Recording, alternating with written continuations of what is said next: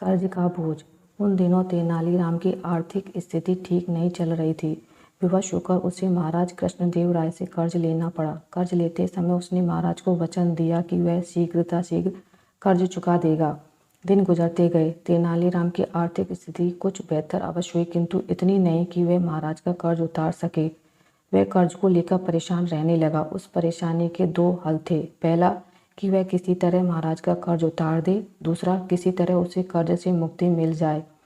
दूसरा हल उसे ज़्यादा उचित प्रतीत हो रहा था, लेकिन वह महाराज से कहे तो कहे कैसे कि वे उसका कर्ज माफ़ कर दें।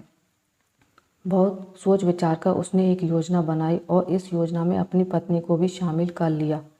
फिर एक दिन उसने अपनी पत्नी के माध्यम से महाराज को संदेश भिजवाया कि उसका स्वास्थ्य ठीक नहीं है, इसलिए वह कुछ दिन दरबार में उपस्थित नहीं हो पाएगा। संदेश भिजवाने के बाद उसने दरबार जाना बंद कर दिया। कई दिन बीत गए। तेनालीराम के दरबार न आने पर महाराज को चिंता हुई कि कहीं उसका स्वास्थ्य अधिक खराब तो नहीं हो गया, और उन्होंने तेनालीराम के स्वास्थ्य की जानकारी लेने उसके घर जाने का निर्णय लिया। एक शाम महाराज तेनालीराम के घर पहुंच गए। पत्नी ने जब महाराज को देखा तो तेनालीराम को इशारा कर दिया और वह बिस्तर पर जाकर कंबल ओढ़कर लेट गया। महाराज तेनालीराम के पास गए और उसका हालचाल पूछने लगे। तेनालीराम तो कुछ न बोला, लेकिन पत्नी बोल पड़ी, महाराज, जब से आपसे कर्ज लिया है तब से परेशान रहते हैं। आपका कर्ज चुकाना तो चाहते हैं, लेकिन चुका नहीं पा रहे हैं। कर्ज के बोझ की चिंता इन्हें अंदर ही अंदर खाई जा रही है।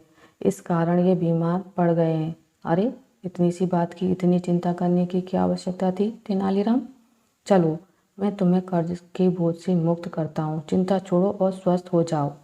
तेनालीराम को सांत्वना देते हुए महाराज बोले।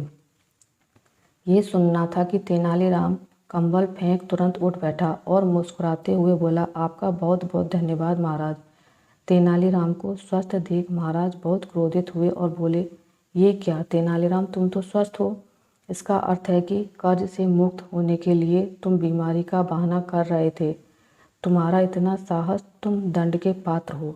तेनालीराम ने हाथ जोड़ लिए और भोलेपन से बोला, महाराज, मैंने कोई बहाना नहीं किया। मैं सच में कर्ज के बोझ से बीमार पड़ गया था, लेकिन जैसे ही आपने मुझे उस बोझ से मुक्त किया मैं स्वस्थ हो गया। महाराज क्या कहते? तेनालीराम की चतुराई और भोलेपन के मिश्रण ने उन्हें निःशब्द कर दिया था। आपको मेरी ये कहानी कैसी लगी मुझे कमेंट करके ज़रूर बताइएगा। अगर आपको मेरी कहानी अच्छी लगी है तो प्लीज़ इसे लाइक करें, शेयर करें। चैनल पर नए हैं तो सब्सक्राइब करें। मिलते हैं एक नई कहानी के साथ, तब तक के लिए नमस्कार।